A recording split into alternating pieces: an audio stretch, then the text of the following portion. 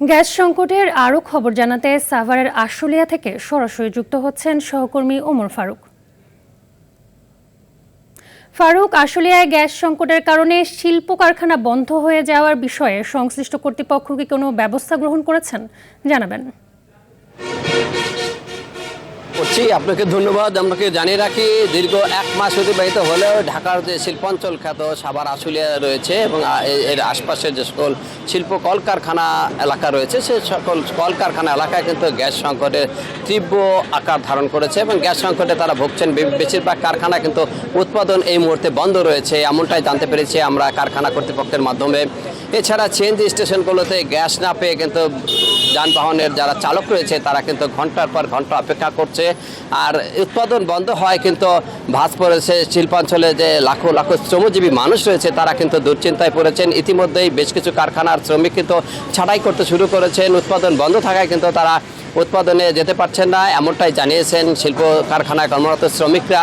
যে কারণে কিন্তু বেশিরভাগ কারখানা উৎপাদন বন্ধ থাকায় কিন্তু লাখ লাখ ডলার ক্ষতির সম্মুখীন করছেন এই শিল্প মালিকরা। ইপিজেড কর্তৃপক্ষ আমাদেরকে যেমনটা জানিয়েছেন, এখানে ঢাকা ইপিজেডের বেশ কিছু শিল্প প্রতিষ্ঠানে বিদ্যুৎ এবং গ্যাসের কারণে কিন্তু উৎপাদন বন্ধ রয়েছে দীর্ঘদিন যাবৎ, যে কারণে তারা পরবর্তী বায়ারের অর্ডার নিয়ে শঙ্কিত হয়ে পড়েছেন। তারা নির্দিষ্ট সময়ে তাদের যে বায়ারের অর্ডার সেটি তারা সাপ্লাই করতে পারছেন না, এ নিয়ে তারা দুশ্চিন্তায় পড়েছেন এবং লাখ লাখ ডলারের লোকসানের সম্মুখীন পড়েছেন, এমনটাই জানিয়েছেন। তো কর্তৃপক্ষ বলছে গ্যাস সংকট দ্রুতই সমাধান হবে, এমনটাই বলছিলেন। কিন্তু গতকাল থেকে কিন্তু গ্যাস সংকটের প্রকট আবার ধারণ করছে সিএনজি স্টেশন মালিকরা, এমনটাই জানিয়েছেন। গতকাল থেকে স্টেশনে গ্যাসের চাপ একেবারে নেই বললেই চলে।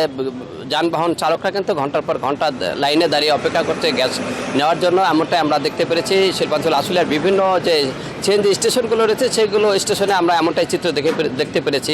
এছাড়া শিল্পাঞ্চলে প্রায় 1760টি গার্মেন্টস কারখানা রয়েছে, সেগুলোতে উৎপাদন বিদ্যুতের লোডশেডিং কিন্তু এখন 7 থেকে 8 ঘন্টা প্রতিনিয়ত বিদ্যুতের লোডশেডিং হচ্ছে। এ কারণে কিন্তু উৎপাদন আরও ব্যাহত হচ্ছে। আর বিদ্যুৎ বিভাগ যেমনটাই বলছেন, গ্যাস সংকটের কারণে তাদের বিদ্যুৎ উৎপাদন ব্যাহত হচ্ছে, যে কারণে এই লোডশেডিংয়ে যেতে হচ্ছে তাদের, এমনটাই জানিয়েছেন। বিদ্যুতের যে ঢাকা পল্লী বিদ্যুৎ সমিতি রয়েছে শিল্পাঞ্চলে 1, সেই পল্লী বিদ্যুৎ সমিতি 1 এমনটাই আমাদেরকে জানিয়েছেন।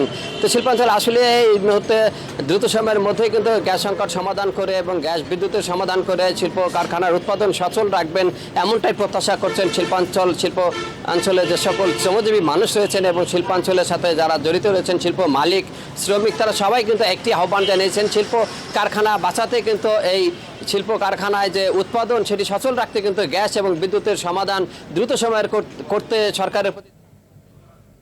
ধন্যবাদ।